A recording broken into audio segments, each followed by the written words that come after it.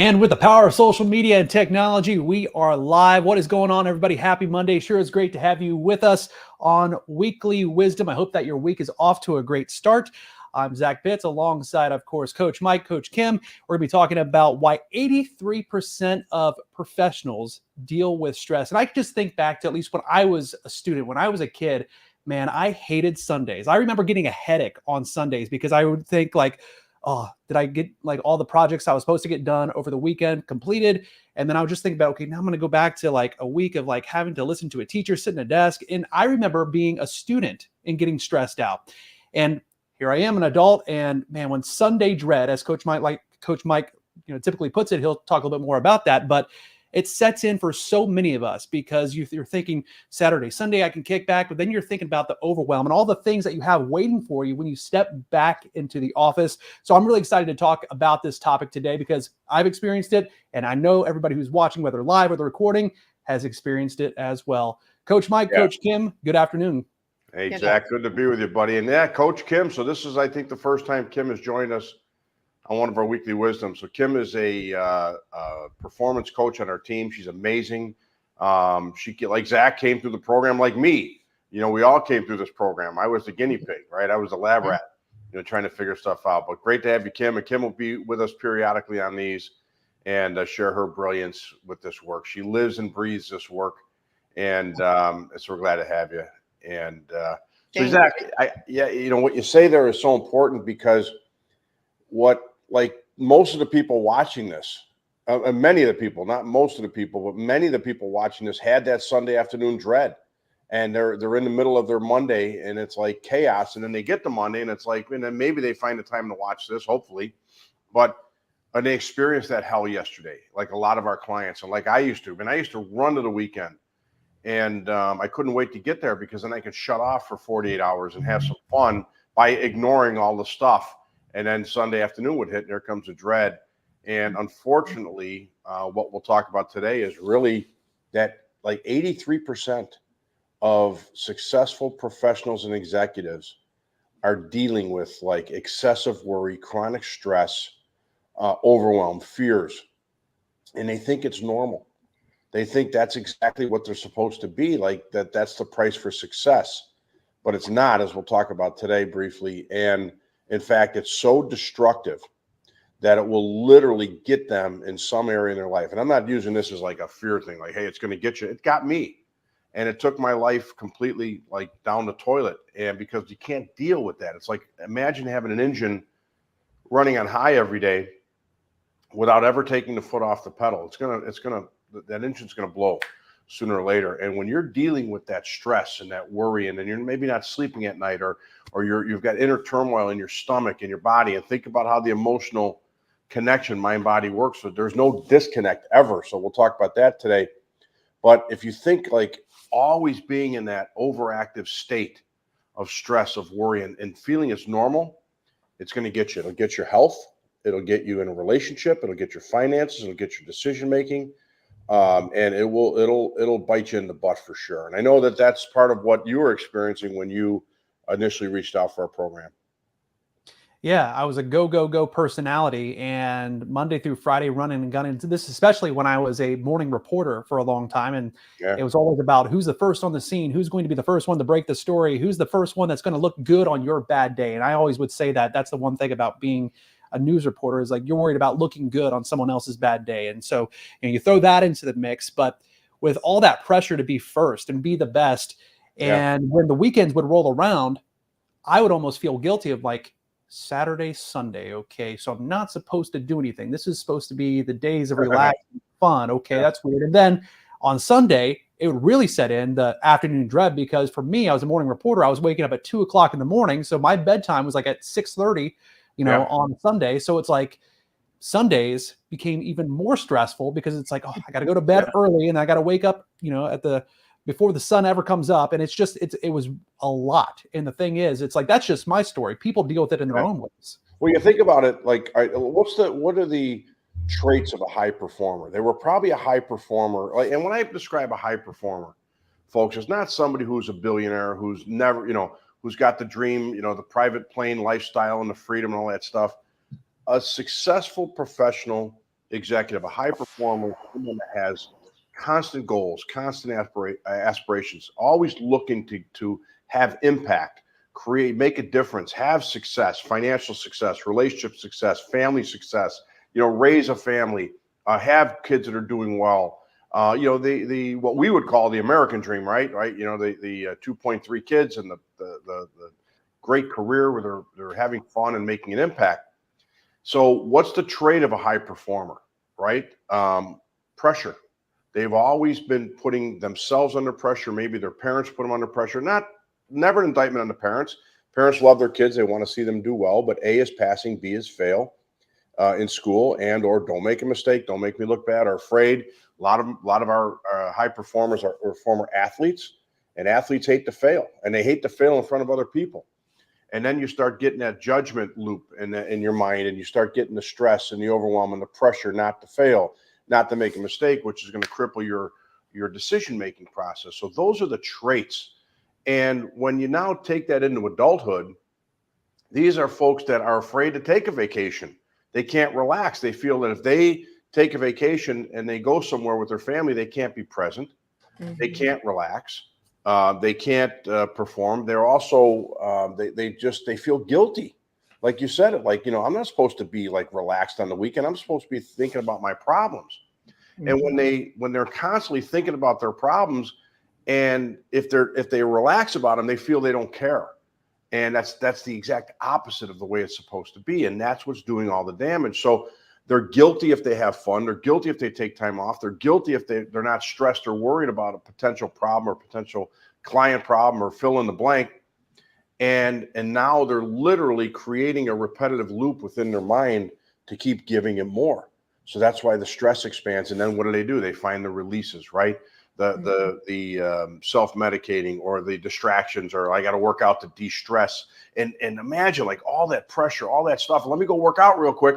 And you're just, ready to spontaneously combust after all that stuff. And it's so unhealthy, right? So what am I leaving out, Kim? It's really about two.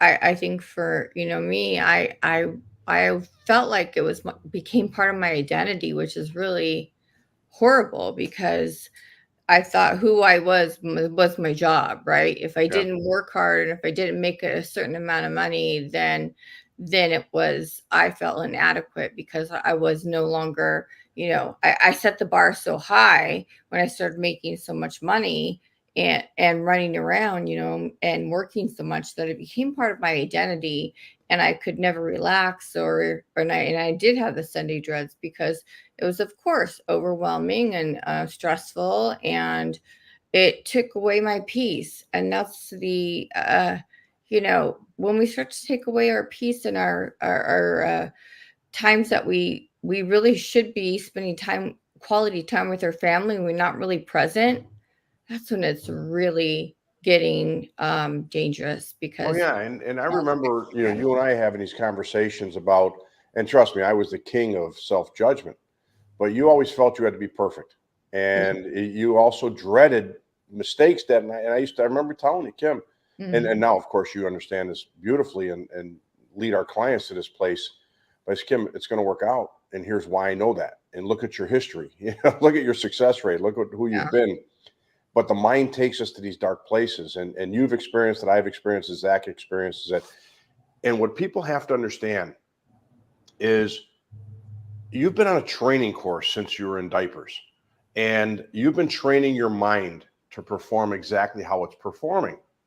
And society has helped, your parents have helped, your experiences have helped, and everything that you've ever experienced has been downloaded into this supercomputer that we call our mind. Now, most people think it's the brain. There's more to the story than that. And I'll be honest with you, like, I know what the subconscious mind is, and it's more of an awareness than anything else. But the way I've come to understand the mind is it's everything. Like, we have a gut, we have a feeling, we have a thought. Thoughts are not measured in the brain. So where does a thought come from? Thought comes from the mind, and the mind is the awareness. So we've been conditioning this supercomputer, our subconscious mind, since birth. And we do that through all of our experiences and in all of our dwelling and ruminating and revisiting those experiences in our mind. So if you have a breakup, for example, we've all ever heartbroken, maybe not Zach, he's a stud, but everyone's had their heart broken at one point or another. And then we revisit that relationship or the divorce or whatever, and we keep talking about it and revisiting it because it hurts. But what we're doing when we do that is we're telling the mind this is what we want more of. And it sounds sadistic, but it's not, because whatever we give the mind gives us back. So what we have to do now is just realize, okay, I've trained my mind to worry. I've trained my mind to be stressed. I've trained my mind to be overwhelmed. And what does somebody that's overwhelmed do? They'll pack more onto their calendar so they could be more overwhelmed. It's really like, it's insane how it works, but it's that certain, and it's that scientific. So now what we have to do is pay attention to what our mind is giving us, but there's no separation between mind body. Think about if you've ever been startled and you have a feeling in your body, whether it's tingling or if you're public speaking, you're afraid and your face heats up, or maybe your voice cracks. You're having a physical reaction to an emotional event. I took a flight yesterday and they have vomit bags on the flight. And because people have physical reactions to a fear of flying, there's no separation. So imagine now being in a state of being of stress, worry, and fear every day. Now the cells you have trillions of cells in your body, they all have individual receptors. So they're paying attention to what you're sending that emotionally. So, and I don't want to get into synapses and all the other things in the brain, but there's a lot going on. So when you're in a state of being that's emotional resistance, fear, worry, stress, overwhelm, your body is now in a state of being of resistance. So you're literally creating an unhealthy environment physically. And that's why, like, when you go to a doctor and you have high blood pressure, the first question they ask you, are you stressed? Are you overwhelmed? And people, they understand it, but they don't understand it. They don't understand like how an emotionally unhealthy environment is going to lead to a physically unhealthy body. And that's going to lead to problems. Is that, Kim, I mean, Zach, you guys, I know you relate to that because you know our community, but any other stories you want to share from that? Well, I started to get chronic fatigue, and it became so much that I was always, drinking coffee, and just on total burnout, and it was really taking a toll on my body for sure. Yeah, so it's so funny that you mentioned that about the difference between the brain and the mind, because I think so many people don't decipher the two. There's a difference between the brain and the mind. Yeah. And it's really our subconscious mind that's driving us, and we don't realize that. Yeah, and the subconscious mind, Kim, that's a brilliant point, that there is a difference. And the subconscious mind, it doesn't have an opinion. Just think of the computer. There's a computer here that's connected to my camera system here that I'm talking into, that is a program running. It doesn't have bias. It doesn't have judgment. It doesn't have an opinion. This program that we're using does what it's programmed to do. And that's exactly what our subconscious mind is. But people live in a state of judgment. You've been there. I've been there. We've had conversations about it where, we like have a fear of something, public speaking, heights, driving over bridges, whatever the fear might be. We start judging it like it's us and we're a bad person because of it. Or, Zach, I know that, like, we've spoken about, like, when you had panic attacks on air and you think like, okay, I'm inadequate because I'm having a panic attack on air, right? In the past when you were experiencing that, but there's nothing further from the truth. You're not inadequate. You're not inadequate if you have a fear of heights or a fear of public speaking or a fear of speaking on camera. It's just, we've trained our mind to experience that through all of the experiences. So the opportunity is to take total accountability. Okay, this is the way I've trained my mind to be stressed, to be overwhelmed, to be afraid.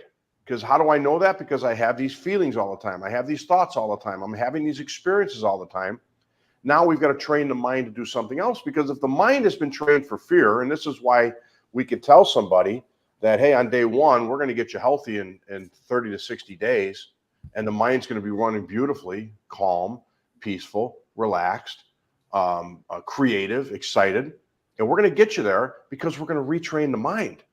And we're going to teach the mind to operate the way we want it to operate, which is everything that I just mentioned, including happiness and content, which is most of what our clients want. Now, the mind, again, will do exactly what you tell it. You just have to know how to speak to it. You have to know how to, you know, as you guys know, you have to know how to access the system and start to retrain it, recondition it to start performing in the way we do. And then what happens is, as we've all experienced, is that it starts to perform in that manner. So gone is the panic attacks or the fear or the stress or the worry. But when I say that to somebody, the first thing they do, and Kim, you know this firsthand because you're on the front lines with our clients. The first thing they do, man, don't they? They just go right to their experiences and right to their stressors. And they say, I've got so much chaos that I can't even see straight, or I've got all this going on. And you have no idea what my life is because I've got more stress, or I'm in an industry that no one understands, right? So I know you see that every day. Absolutely. Yes, it does. And you know,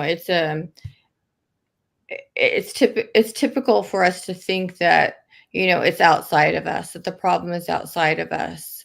So it's always, you know, we think that we're victims of the problem out there. Yep. In reality, it's coming from inside. So like you said, it's the mind that's running a program. And, and when you start to understand that, you get empowered and you no longer feel those feelings that you're feeling. And so it is a retraining though, just like when we go to the gym and we start to build a muscle, it's not an overnight fix, but it once you understand it and once you get, you know, in line with what it is you want and you stay focused on that, you'll start to realize that, you know, I can actually achieve just starting with the little things, the things that I want by focusing on stuff that's inside first, and then it becomes an outer experience for you. Yeah, it's amazing. Zach, any thoughts on your end?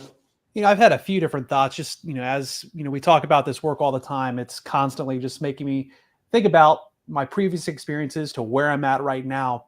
And speaking from my experience, you know, I remember when I was going through a really rough patch with my then wife. I remember her saying, because I was very miserable during this time and just dealing with a lot of internal chaos. And I'll never forget. And I've always remembered it.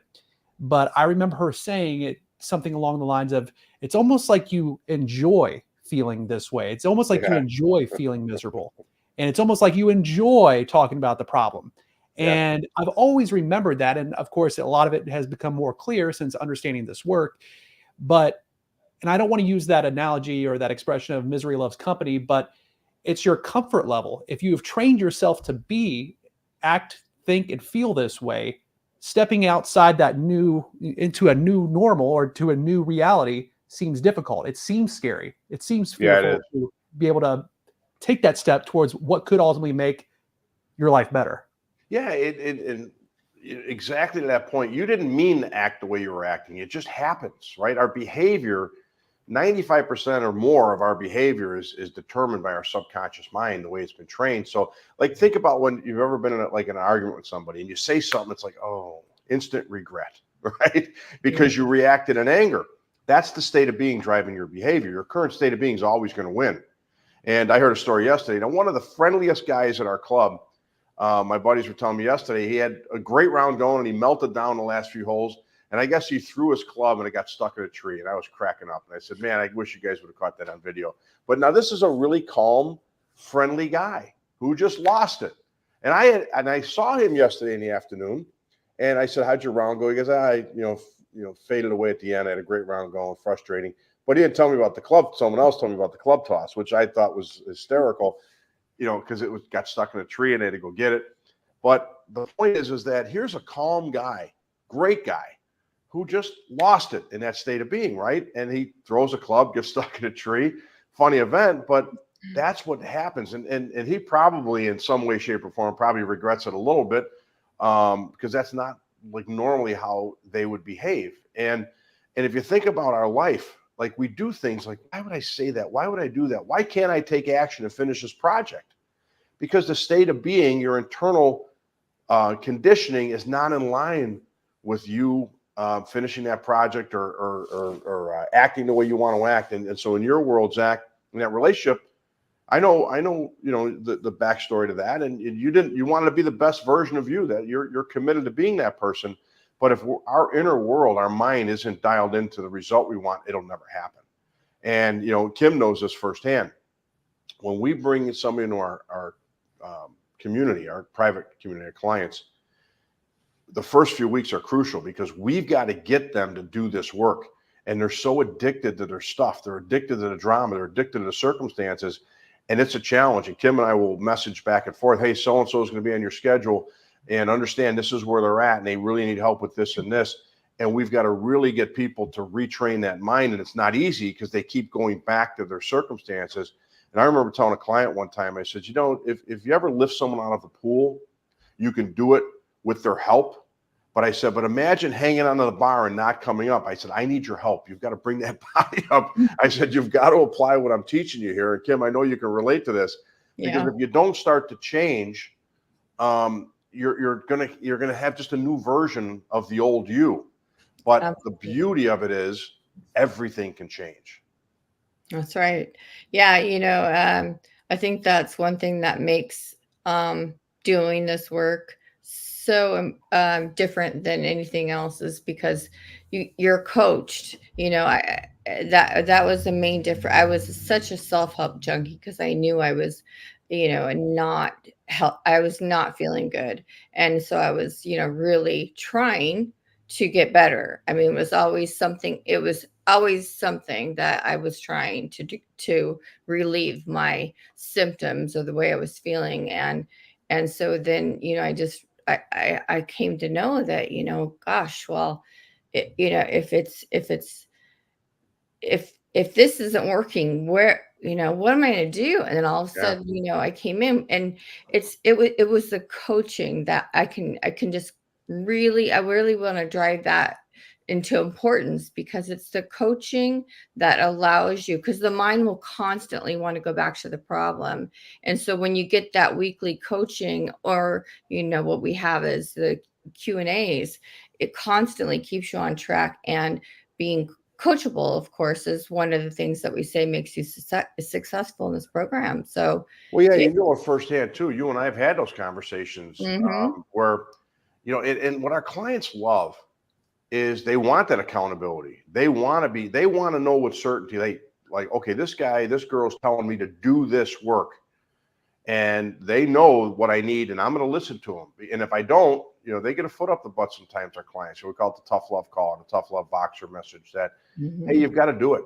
And it's important. But the great thing about top performers, look at all your greatest athletes, all your greatest professionals, the CEOs, and they all have coaches. They're not trying to figure things out themselves. The ego will prevent somebody from having a coach. I know everything already. No, we don't.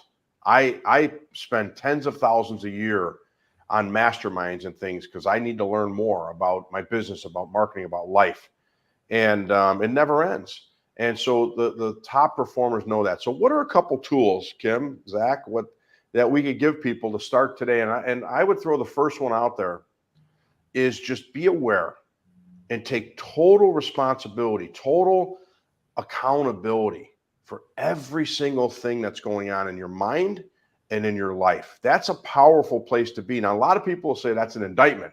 I didn't mean to cause the divorce. I didn't mean to make the bad business deal. So-and-so screwed me out of money. In one way, shape, or form, folks, you are either attracting it or creating it. And when you're in a state of being of resistance, you make bad decisions. You don't see clearly. You attract things that are not in line with who you want to be or what you ultimately want. So one of the piece of advice that I would give the folks, I'm looking forward to hearing from Kim and Zach, is to start by taking total responsibility and accountability for what's going on in your mind, in your body, and in your life. Okay. And then start from there. Don't use it as an indictment. Use it as a powerful place. What would you add to that, Kim? Well, yeah, I mean, I think that's the number one is to stop being a victim and, start being a actual participant in life instead of it happening to you and there's nothing that you can do. You start to learn how powerful you are when you're starting to learn this stuff, and it puts you kind of on a different level. It's like when we talk about you're no longer in the stands watching the Yeah. game. You're now in the game. Yeah. And so I think that's a big thing is just being in the game and letting go of fear, because fear is stifles you. And we don't know, when we don't know the rules of the game, then we do get frightened of the what's going on. Yeah. But when you start to learn, these things are not the cause. The outside is not the cause, but the internal is the ultimate cause. Yeah. You're now being aware, and the fear starts to dissipate, and then you can really start to do the work, because the less fear you have, the more that you can reach something different. Absolutely. And I think what people have to understand, and what I want to drive home here is that, look, I know you think it's your life, folks. I know you think that it's okay. And some people even think like, well, stress drives me. It keeps me, it's dangerous. And I'm telling you, it's dangerous to your health, because you don't know what's going on in your body.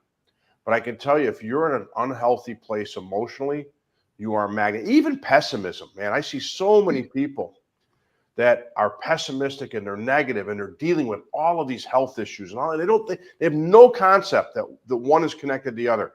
It is absolutely 100% connected to the other. People that have back pain, I'll literally say to them, what are you holding on to? What kind of anger, what kind of resentment, what kind of stuff from the past, guilt are you holding on to? Because that's why you're having back pain or neck pain. That's your stress. Stomach issues with Brandy and Sean and so many of our clients that literally no longer have these stomach issues they had, or Crohn's disease that's gone into remission and stuff, or they've gained their weight back. They got the color back in their face. That's a physical transformation from an emotional transformation, right? And it will absolutely get you. So folks, if you're seeing this video, then it's for a reason. And you start taking it serious, because whether like with Zach with a relationship, or me with finances, and a relationship years ago, it'll get you. It'll get you sooner or later. And that's just how it works. You've got to start by taking total accountability for where you're at, and then start feeding your mind some healthy things. I'm not talking about being positive. I'm talking about literally taking an unhealthy environment, starting to make it healthy. And we literally map out a diet for the mind for our clients. Zach, anything else you'd add to that? Yeah. When you start diving into the self-help world, you hear all the sayings, and at some point, if you become jaded, it all sounds like a bunch of noise. You hear the whole, whether you think you can or you can't, you're right. But you become jaded and you just stop believing that that's true. But when you take a moment and you think about all the things that went right in your life and how did that happen? Yeah. And I'll just use myself as an example.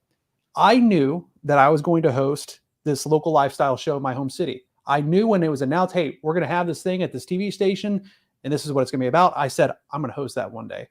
I knew that one day I was going to be a morning news anchor for my hometown. I knew the station. I knew exactly what it was. I thought about it for years, and I thought what it felt like. I really embodied myself. And here's a fun example. I remember back in 2015, 2016, my favorite band, Blink-182, was coming to play, and I bought these VIP tickets, and I thought for weeks and weeks and weeks, oh my gosh, how cool would it be to meet my favorite band of all time? And I thought about it over and over again.